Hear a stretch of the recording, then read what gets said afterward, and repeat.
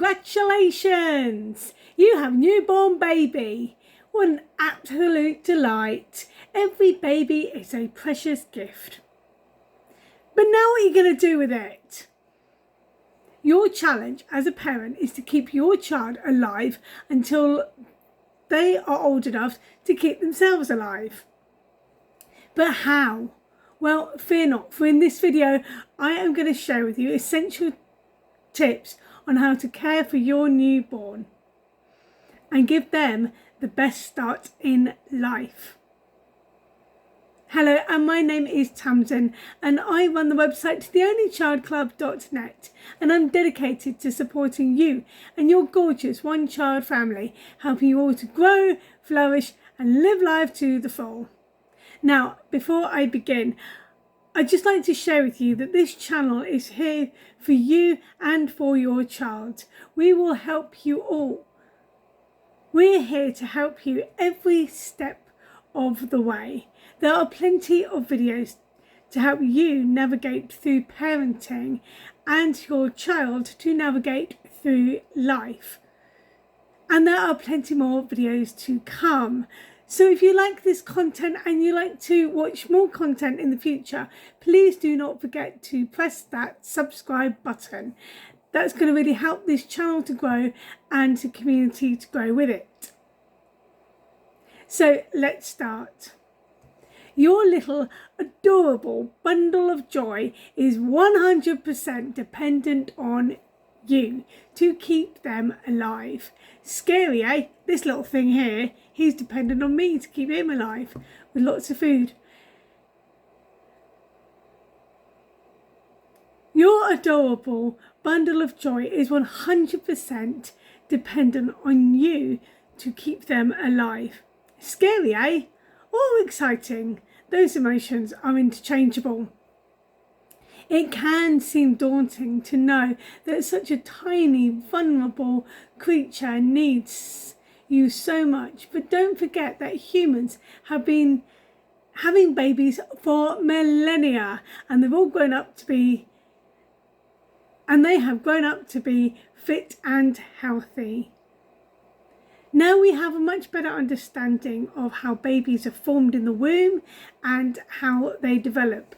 We also have a much better understanding of how their immune systems work, and this knowledge will give your child the best start in life.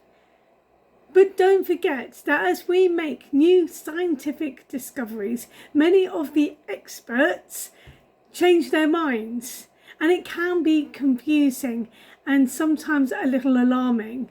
You may read a news article one day that says you must never put your baby on their tummy, and the next article, the very next day in a different newspaper, they may say no, it's absolutely fine to put your baby on their tummy.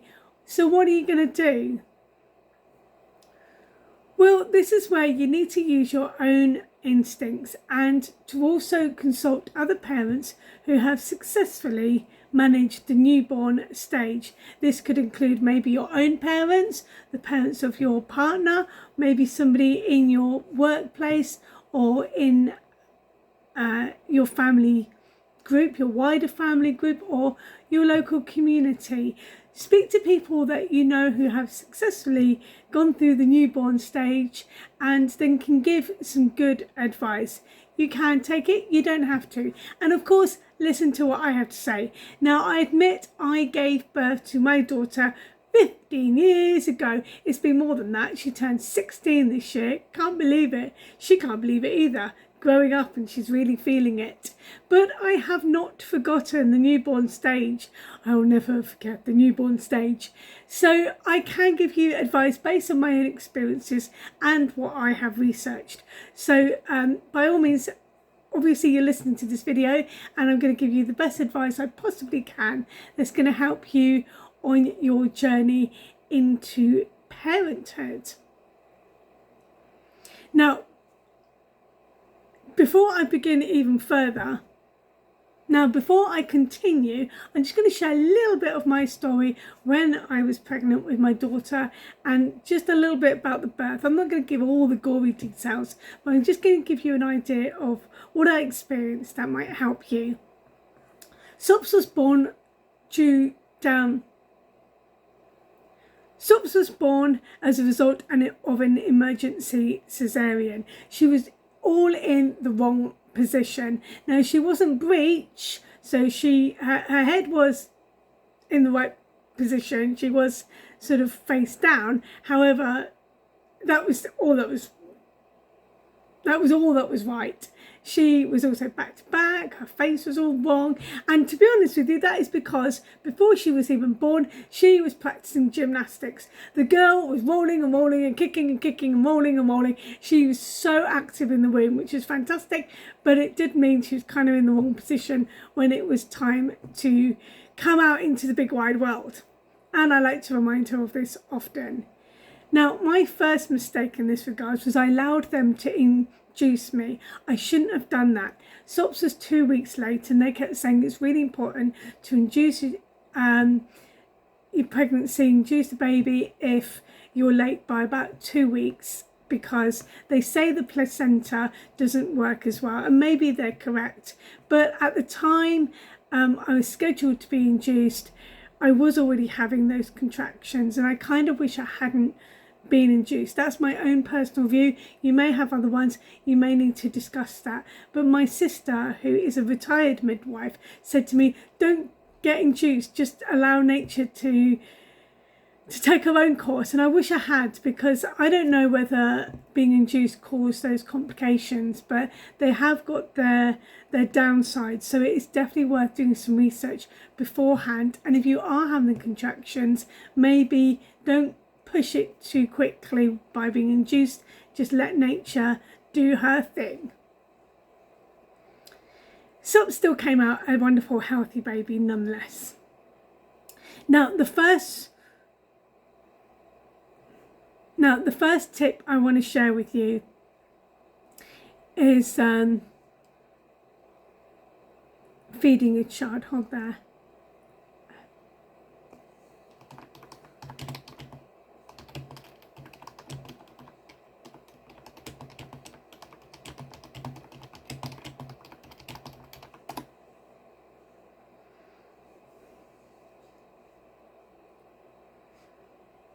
Now, the first tip I want to share with you is all about feeding a child, because that is a basic need that everybody has, and your child, your newborn especially, needs it. Now, so you've got three options really. You can be solely breastfeeding, you could bottle feed with formula, or you can do a combination of the two. Now, I confess I am team breastfeeding. I don't judge those who use formula. Everyone has their reasons for that, and that's absolutely fine. And I know that hospitals can be quite pushy with encouraging mothers to breastfeed, even if it's really difficult and challenging for the mums. And some parents who bottle feed their child with formula can feel quite judged by others, or sometimes can feel guilty that they want to breastfeed but it's not quite working out. There are no judgments here. If that is the best option for you and for your baby, that's absolutely fine. And I will talk a little bit about formula milk as well, but generally, personally for me, breast is best. And that's because I've been doing a lot of research about that. I've been reading lots of books about the immune system actually, and the newborn immune system, and how much more we're learning of what is produced in breast milk that can really boost your baby's immune system. So if you are able to breastfeed, it is really good. It's also quite convenient, and I have got a whole blog post all about the benefits of breastfeeding, and I'll put that in the description below so you can have a look at that and hopefully be nice and helpful. It's quite funny how hospitals can really encourage mothers to breastfeed nowadays, because back in the day when my mum was having us lot, she said that the hospitals were really pushing for formula milk, and she was a weirdo mother, sat in the corner breastfeeding her child, and they were like, oh, that's not the way you do it in these modern times, i.e. in the 70s and the early 80s.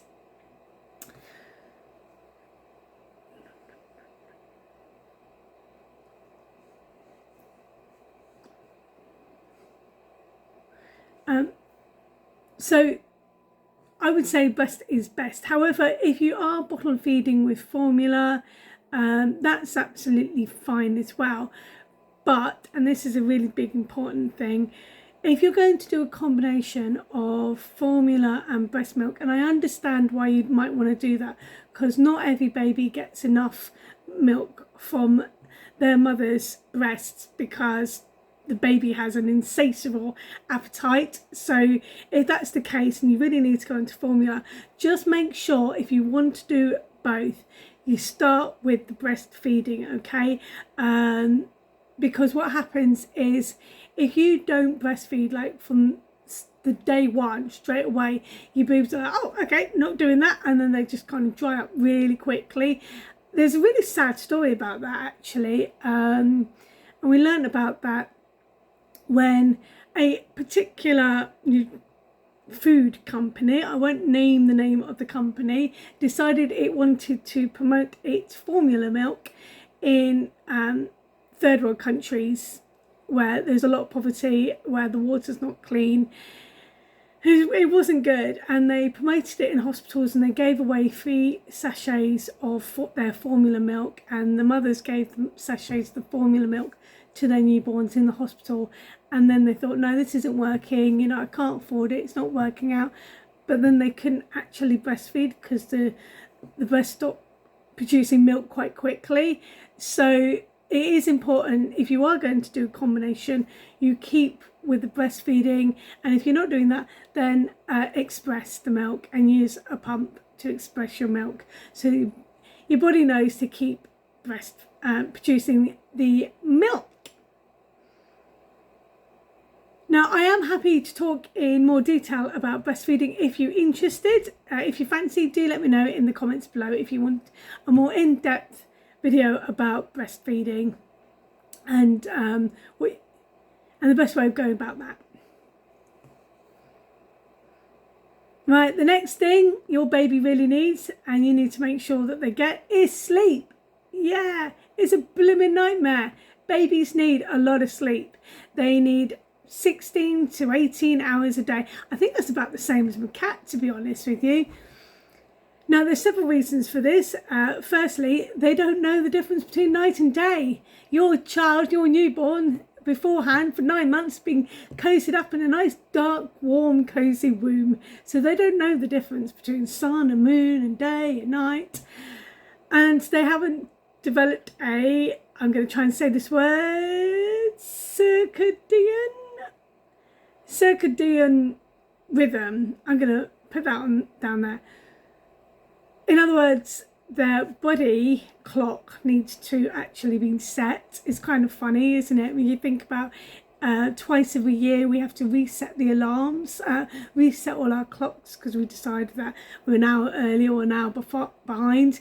Well, a newborn baby needs to adjust its biological clock to recognise day and night, and when it's time to sleep and when it's time to be awake. And you can help your baby do this by making sure you've got blackout curtains at night time, and when it's morning, when it's light, you open up the curtains, you wake your baby up or something like that, just so that your baby kind of understands light is when you're awake, dark is when you're asleep, kind of. Because you've got to remember that, and I've said this in previous videos, I have got a video about how to get your toddler to sleep, so you might want to look at that as well after you watch this video. But you need it to be quite dark so that the melatonin, I think it's called melatonin, which is the hormone to make you feel sleepy, is activated in the brain, in your baby's brain as well. So they start feeling sleepy when it's getting dark, because they know that's the time to go to sleep.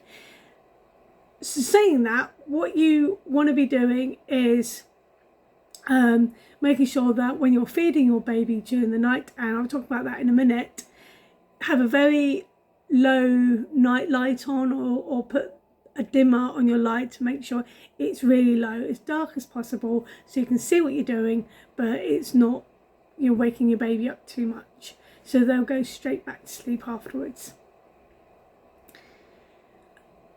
Now, obviously, the other reason babies wake up a lot during the night is because their little tiny developing stomachs are still this big, and they can't take on a huge meal all at once. They have to have plenty of milk, but in intermittent spurts, really. So that is where you might have to be, well, you will have to be feeding your child every 4 hours, 2 to 4 hours, depending on your child.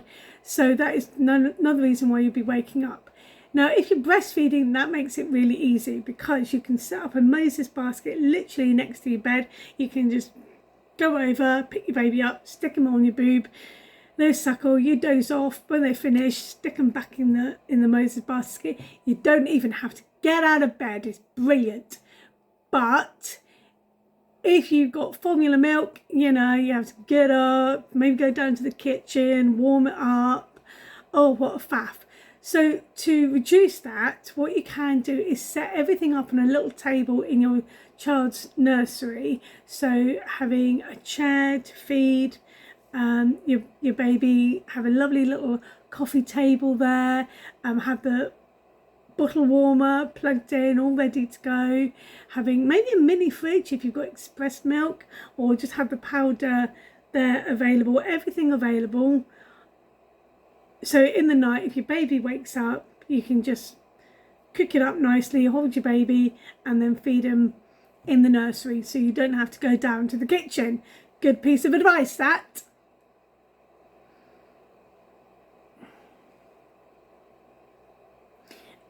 Okay.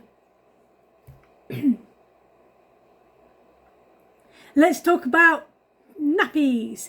Right, you've got 3 kind of nappies. You've got the disposable ones, you've got the Terry nappies, and you've got the in-between ones, really, sort of washable but also partly disposable. I'm going to talk about all 3 kind of nappies in a moment.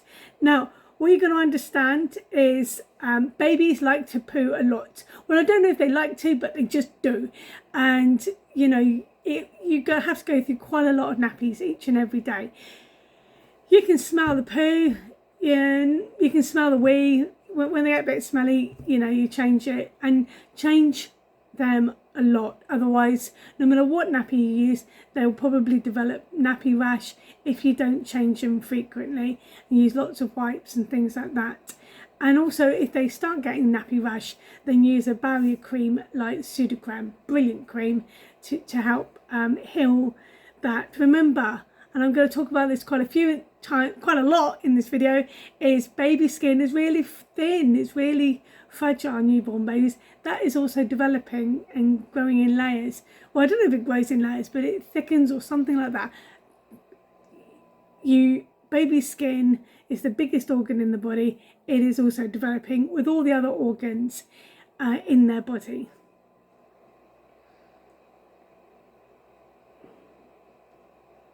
So let's just talk about the different kind of nappies. Obviously, you got your good old-fashioned disposable ones. I admit I did choose the disposable ones because they were very convenient, but I confess they are not good for the environment. They, you know, just take up landfill. You know, they take forever to decompose. When they do decompose, you know, you get plastics all in the soil. You know, I don't know how much that can affect the wider environment, but, you know, if any plastics get into the water, it's not a good thing, especially plastics in the water. We're becoming much, much more aware of that. So they are not great for the environment, but they are much more convenient. So I always recommend have a few disposable nappies, no matter what nappy choice you choose. Generally, just have them available for the convenience. But if you want to have something a bit more environmentally friendly, you might want to go for good old-fashioned cloth ones. I've known many a mother who has used cloth nappies on their babies, the old Terry nappies. You wrap them up and use a safety pin. Brilliant. they are really good because you just wash them. It's a lot more affordable than all the disposable nappies, but you do have to wash all that poo. Just keep putting washing poo in your washing machine. Ugh, disgusting. I'm being judgmental here, forgive me. I say I'm not one for judging, but it's not for me. But if you're up for that task to wash these nappies, good on you. You know, you're a better parent than me. So that's another option, but you just got to be aware that the more you wash these terry nappies, they can get really scratchy and hard and itchy, and your baby's more at risk of having that nappy rash, which I haven't talked about before. So just be aware that that's definitely an issue. Now the last option is a bit of a combination of both, and I've discovered this wonderful company called Bambino Mio, and they produce all sorts of nappy choices from newborn all the way up to toddlerhood and being potty trained. So every stage of your baby and toddler's life as they're going through having nappies into having pants. So these nappies are brilliant because they have that disposable liner that you put inside, but then you also have a washable outside nappy to keep it secure. So they look fantastic, much better for the environment than the disposable ones. Not probably as good for the environment as the terry ones, but a bit more convenient, a bit more better for the wallet, and a little bit more hygienic for your baby.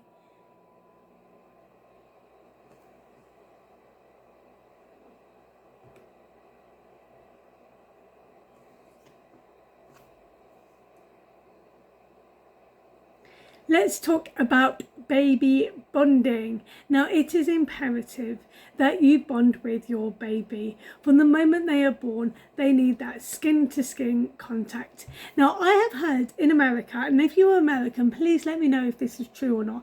I heard that one of the services they offer in hospital is they charge you for the privilege of putting your baby. Oh, hello, Oreo. Oh, thanks for that.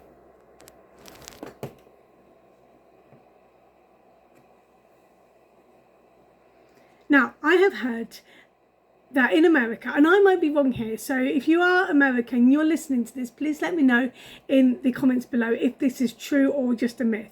But I heard that in some American hospitals, they charge you for absolutely everything when you're having a baby, including they charge you the privilege of putting your baby that you've just given birth to, if your mum watching this, and sticking straight onto your skin. You know, they charge for that privilege. That should be free. Now, if that's true and they do charge you for putting your baby onto your skin, let me know if that's true in the comments below. But I've got my opinions on that one. But it is really important to have that skin to skin contact with your baby. They've been closed up in a nice room. They've been inside your skin, which is kind of gross, but in a weird way. But now they need to be sat on the outside of your skin. They're going to feel very comfortable there. They're going to be able to bond with you physically.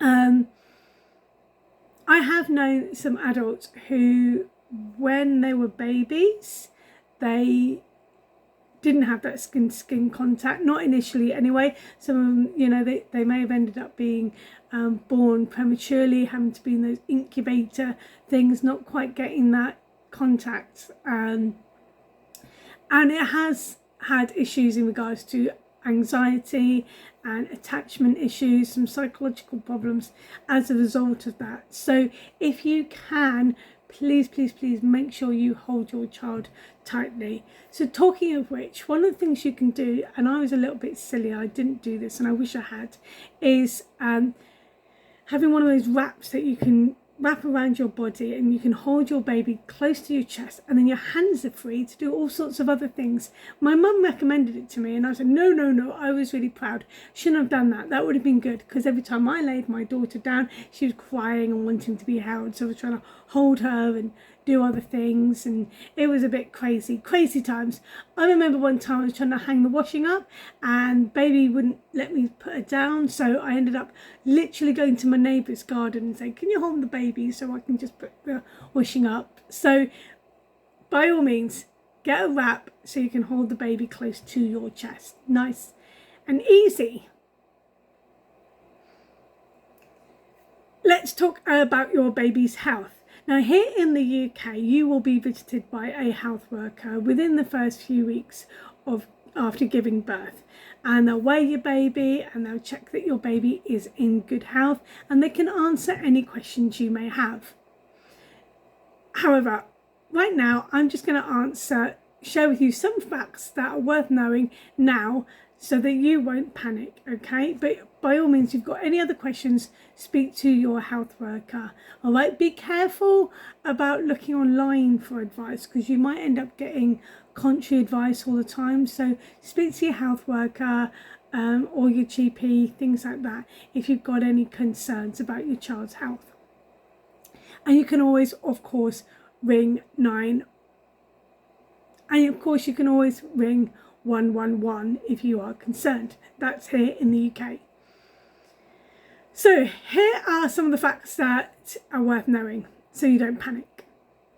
Firstly, your baby will be given an NHS number as soon as they're born. As soon as you leave the hospital, you've got that. I've got SOP's NHS number on the discharge papers, so you don't have to pay. You don't have to apply for it at all. It's given. You don't even have to worry about registering your baby to get that number. It's given to you from day one, and of course they'll be using that number throughout their life if they need to access the NHS in any way. However, number two, you will have to register your baby in your local GP surgery, whoever your GP is. But your GP has probably been helping you out during your pregnancy, so they already know that they're going to get another little patient on their list soon. In hospital, once you've given birth to your baby, they will run quite a few little checks on your child. They'll be checking their weight, the height, the hips, their hearing, their eyes, and if you have a boy, they'll be testing their testicles. I am not sure what that involves. I really don't know what they're looking out for. If you know, let me know in the comments below, because I'm curious now, and I think it'll be interesting comments to read. What are they looking for when they're checking boys' testicles of newborn babies? Talking about boys, let's talk about girls and what's unique to girls, newborn girls. Something that's quite unique is newborn babies can actually have little tiny mini periods when they're first born. I did not know this. That was a bit scary, seeing a little bit of blood in my daughter's nappy. I ended up having to ask my sister, who, as I said to you, is a retired midwife, but she said to me that, yeah, newborn babies can actually have a little mini period before that's, stopped for 11 plus years. But that is something to be aware of, and not to panic if you see a wee bit of blood in your baby's nappy. Number 5 is 5 days after your baby is born, then the health worker will come along and prick your baby's heel with a pin, like some horrible ghastly witch. But they're not being a witch, they're actually carrying out a vital blood test. This test actually tests for 9 rare conditions that your child may have, and 3 of those things that they're testing for is cystic fibrosis, sickle cell disease, and congenital hypothyroidism.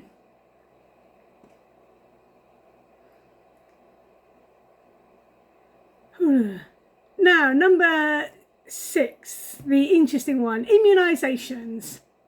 You'll need to contact your GP surgery to discuss what immunisation your child needs. Now, obviously, different countries, they'll have different immunisation programs depending on what diseases are prevalent in that particular country. And I know that there are some states in America where they seem to give a lot of vaccinations, and some people are questioning, are all of those vaccinations absolutely necessary, considering the baby's age, their experience, what they're likely to experience or have contact with.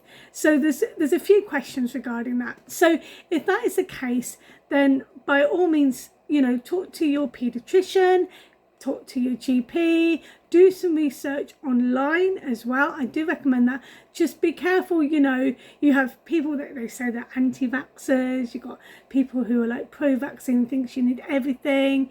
There is a lot of misinformation, disinformation, a lot of fear out there, a lot of controversy surrounding vaccinations, which I quite understand. So make sure that whatever vaccination your newborn has, that you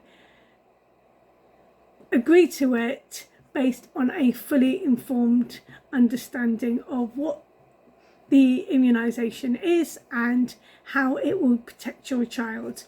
Hope that makes sense. And number 7, newborns can get cold very easily. As I said to you, they've got very, very thin skin initially, and so you will need to keep them more warm than you normally would for yourself, if that makes sense. So if it's a really hot day, you might still need to put a little cap on their head, because so much heat goes out from the head. But you also don't want them to get too hot. So I would say if it's a really, really hot day, keep making sure they're in the shade. But if it's just like a normal kind of, 18 degrees, 15 to 18 degrees Celsius, then that's sort of temperature. You want to make sure you put a little hat on your baby initially, just to keep them warm, keeping that that body heat in their body. And obviously keep checking their temperature, because like the circadian rhythm needs to be kicked into action, and the baby needs to adjust to night and day and learn that. Your baby's temperature, also your baby's going to struggle to be able to maintain their own body temperature initially, and so you've got to make sure that the baby's at a healthy temperature. So do keep that keep an eye on that, and make sure you wrap them up or strip them off depending on what their temperature is, because you're going to have to work on that to make sure it's nice and even and safe temperature. Bathing hygiene, let's talk about that. Now, I got to admit that when my daughter was first born, she was crusty, musty, dusty. Yeah, she was obviously covered in the gooey, mucousy gloop that is all the gunk in your womb. And they gave her a wipe over, but that wasn't really enough. And the next day she was all crusty on her head and kind of grossed me out. So I asked one of the midwife helpers to bathe my baby, and she got a lovely little baby bath and put like lukewarm water in and a little bit of Johnson's like baby soapy stuff, and gently wiped the baby with a sponge, patting it dry. Very, very gentle, very, very lovely. And then the baby was clean, and I was happy, not grossed out by my own child. However, when we got home, in the proceeding, in the after. However, when we got home, we gave Sops a bath in a different way. We actually put water in the big bath. Again, that tepid, lukewarm water. We sat in there and we just moved the baby around, holding her in hands, putting it between your knees and wiping her down that way.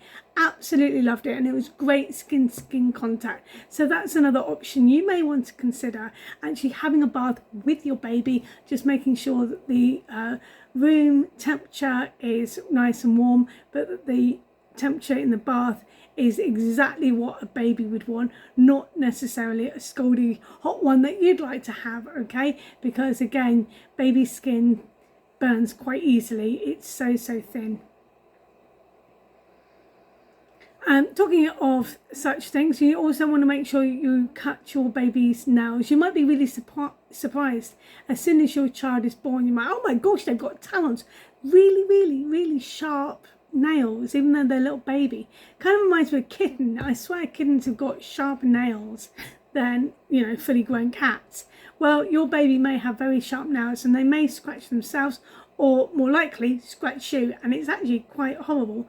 So make sure you keep your baby's nails trimmed really short, and you can use baby clippers for that, and I recommend that because they're specially designed for little baby nails. Talking of safety, let's go on to that. We are all worried about the safety of our newborns as they are so small and vulnerable. But what can really go wrong with them? They barely move at all anyways. So these are a few things that I will recommend just to keep your newborn safe.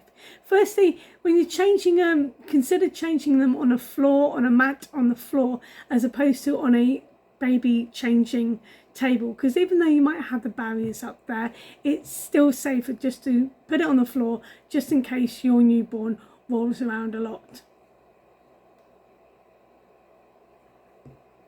If you are traveling, then what I recommend is getting an all-in-one pushchair. Okay, with the all-in-one pushchairs, you can have it as a pram, so when you go for walks, your child can lay down like in a little bed on an old-fashioned kind of pram. But you could swap that out if you're going traveling in a car and use a car seat, where you can then put it straight onto the pram, straight into the car, and then back into the pram. That makes it a little easier to get in and out of the car. And obviously when your child's a bit older, then you can turn the whole thing into a pushchair so that you're pushing your baby along. We used our one for like years, quite a few years, until eventually we swapped it out when she was about 3 or 4, and we just used a very lightweight pushchair when we were going for longer walks, so that, you know, she had somewhere to rest if it was just too much. So I recommend those all-in-ones, and I'm going to put a link for one in the description below, but I will also, so you've got an idea of what I'm talking about. But I'm also, if you go onto the essentials list blog post, there's also an example in there as well that you can have a look at. But those are the ones that I really recommend. They are quite heavy, quite cumbersome, but the good thing about them being heavy is they're not likely to fall backwards if you put a lot of stuff on the back. And I confess, we all do that. Last but not least, for your own baby's well-being, it's really important that you consider your own well-being. So take it in turns in regards to the responsibilities. Even if you breastfeed your baby, at night time, if you pumped it, your other half can be the one who does the feeding sometimes. If your child will take bottles, I know some babies who will have no bottles, not even if it's got breast milk in it. So, but if that's the case, then take it in turns. Just look out for each other. But dads, I speak to in particular here, your partner, your wife, is going to be absolutely exhausted. She's been carrying a baby in her womb for 9 months. She's just going through a birth. Even if it was a nice, easy, normal birth, it's still tiring. Her hormones are going to be all over the place. She's going to be absolutely shattered. You're tired, not anything like as tired as she's going to be, because even though you've both probably been up during the night with the baby, her hormones will make her very tired, because the body is kind of healing itself and going back to what it was like pre-pregnancy. So please be very, very gentle and loving to your partner and look out for her. It's bloody tough to be a new mum. It's bloody tough to be a mum every time you have a baby, whether it's just one baby or, you know, for those who end up having more than one, every single time. It's really tough to recover from that. And for some people, the first time was so off-putting, they decided not to have any more babies as a result. That's me, I confess it. And that's why I've only got one child. And that's the reason why I run the Only Child Club. I'm not going to ask you why you've only had one child, but I admit that's the reason. The newborn stage was very, very difficult, and I found it hard. So don't be too proud to accept help from others, from your extended family, from your community, from a church, from colleagues. If somebody's offering you help, don't be too proud. Accept the help with a gracious heart, okay? It's because they care about you, and you also need to care about yourself. Well, that's all for now. I've got to go pick my daughter up from school. Thanks ever so much for listening to me, and I'll see you next week. Toodles!